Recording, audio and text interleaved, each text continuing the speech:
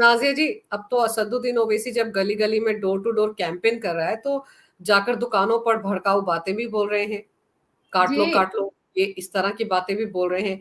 ये नौबत आ गई है मतलब उनको माधवी लता को देखकर।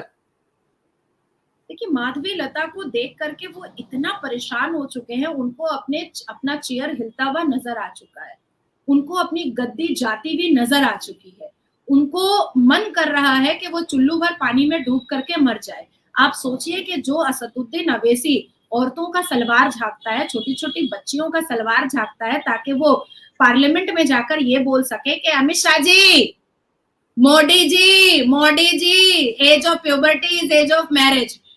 वो सलवार वाली को अभी उसको लेकर के डोर टू डोर कंपेनिंग करनी पड़ रही है। अब आप इसी चीज से सोच लीजिए कि अगर आप किसी चीज से बहुत घिन करती हैं और उसको आपको साथ में लेकर चलना पड़े, तो कितना डर है, कितनी परेशानी है और कितना चेहरे पर माथे पर शिकन है। आपने असदुद्दीन अवैसी को पिछले 15 दिन से बिहार जाते हुए देखा, उत्तर प्रदेश जाते हुए देखा, आपने दिल्ली आते हुए देखा, आपने आपने मध्य प्रदेश जाते हुए देखा, आपने बंगाल आते हुए देखा? नहीं देखा होगा, नहीं देखा होगा। पर 2019 में आप देखिए, आपने देखा होगा, आपने देखा होगा 2019 में वो जगह जगह जाकर के अपने जितने भी कैंडिडेट थे उसका वो प्रचार और इस भाषणबाजी कर रहा था। पर अभी वो अपनी जगह को नहीं छोड़ रहा है, क्योंकि उसको पता है कि सामने जो खड़ी है वो माधवी लता है। वो तो शेरनी की तरह वहां पर दहाड़ रही है और इसी से शायद अ, डरे भागे फिर रहे हैं ओवैसी बंधु। लेकिन आप महिलाओं की बात कर रही हैं, मुस्लिम महिलाओं की बात कर रही हैं, अब उनको भी साथ में लेकर घूमना पड़ रहा है असदुद्दीन ओवैसी को। लेकिन यही ओवैसी जब संसद में महिला आरक्षण का बिल आता है तो उसका बहिष्कार करते हैं, तब वो कहते हैं मुस्लिम महिलाओं को भी आरक्षण दिया जाए। लेकिन साथ ही साथ मुस्लिम महिलाओं की तो एक और दिक्कत है ना, एक केस आप भी लड़ रहे हैं कि बंगाल में एक लड़की है जिसने ये गुहार लगाई कोर्ट से कि मुझे कम से कम 12वीं करनी दी जाए, उसके बाद मेरा निकाह हो। तो ये भी तो मुस्लिम महिलाओं की कितनी बुरी दुर्दशा कहा जा सकता है, जिसके लिए मोदी सरकार लगातार कोशिश कर रही है कि मुस्लिम महिलाओं को फ्रंट पर लाया जाए, उनको उनके अधिकार दिलाए जाए। देखिए आज भी बहुत सारे प्रवक्ता जो है वो समाजवादी पार्टी के और एमआईएम के और कांग्रेस के सब बैठे थे।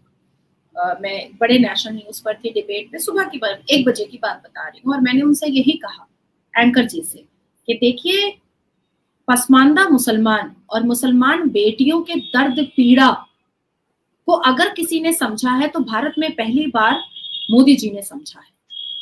3 तलाक से लेकर के पॉलीगेमी हलाला से लेकर के निकाह मुत्ता मसियार से लेकर के यूसीसी को ला करके मुसलमान बेटियों के को अश्लीलता के नंगे बाजार से हिफाजत करके उनको सिक्योर करके बाहर निकालने का काम अगर बीड़ा किसी ने उठाया है तो वो मोदी जी है। तो 400 पार तो होना ही है, लेकिन 411 सीटें मुसलमान बेटियां शगुन के तौर पर मोदी जी को देना चाहती हैं।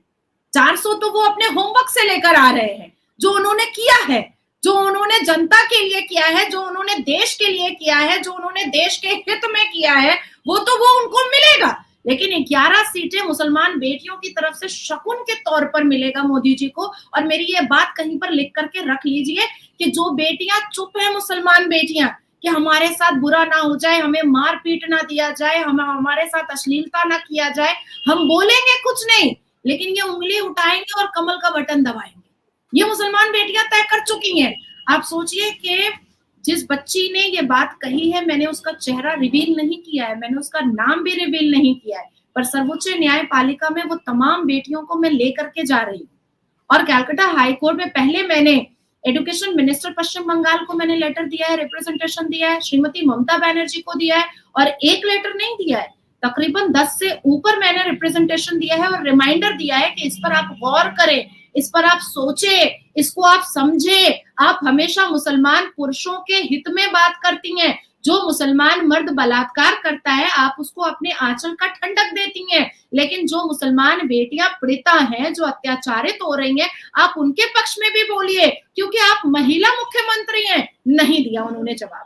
अल्टीमेटली मुझे पब्लिक इंटरेस्ट लिटिगेशन करना पड़ा और मुझे अपने प्रेयर में चीफ जस्टिस कलकत्ता हाईकोर्ट को लिखना पड़ा कि एटलीस्ट क्लास 12 करने दीजिए, ताकि लड़कियां अपने लिए अपने लिए आवाज ऊंची कर सके कि अचानक से उनका निकाह पॉलीगेमी ना हो जाए, उनका हलाला ना हो जाए, उनका मस्यार ना हो जाए, उनका मुत्ता ना हो जाए, उनका तलाक ना हो जाए, और अगर होता है तो क्लास 12 पढ़ी रहेंगी तो आगे पढ़ने के लिए दरवाजा खुला रहेगा, उनको समझ बूझ आ जाएगी, अपने लिए, अपने हक के लिए, अपने इंसाफ के लिए चिल्ला पाएंगी, 10 जगह जा पाएंगी, बातों को रख पाएंगी।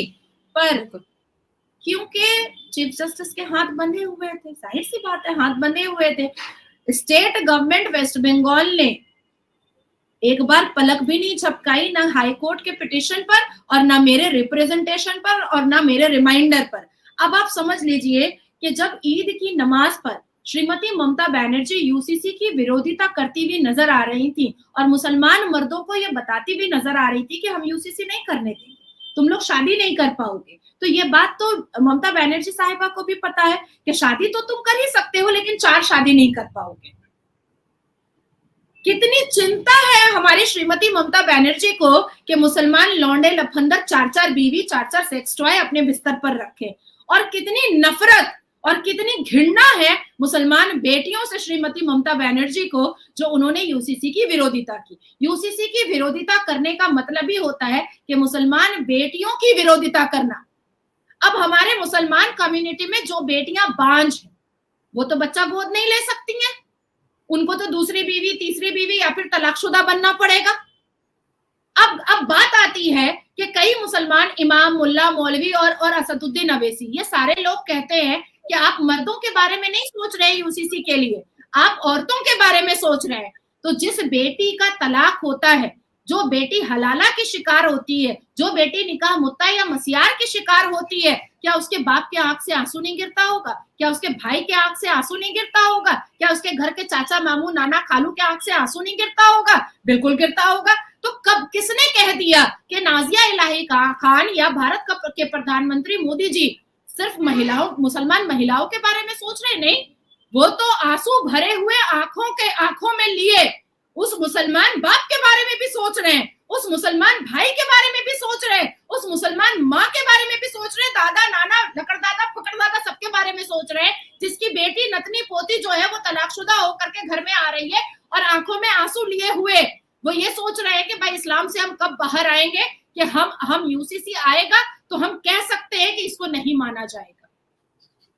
मेरा देश संवैधानिक देश है, मेरा देश शरिया का देश नहीं है, मेरा देश पाकिस्तान नहीं है। तो यहाँ पर ममता बनर्जी यूसीसी की विरोधिता नहीं कर रही थी, डायरेक्ट वो मुसलमान बेटियों की विरोधिता कर रही थी। लेकिन मैं खामोश नहीं रहूंगी अंजू, मैं इस मामले की मेरी ड्राफ्टिंग पूरी हो चुकी है, मैं 23 को फिर आ रही हूँ और इस बार मैं सर्वोच्च न्यायपालिका में इसको डालूंगी और चीफ जस्टिस ऑफ भारत से एलानिया कहूंगी कि आपके डेस्क पर संविधान रखा है या शरिया रखा है, पहले मुझे ये बताइए आप।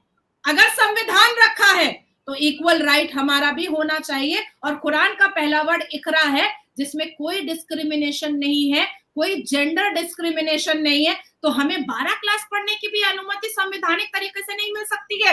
क्यों नहीं मिल सकती है? हम किसी सरकार का इंतजार करेंगे अपने संवैधानिक अधिकार के लिए? ये नहीं हो सकता है।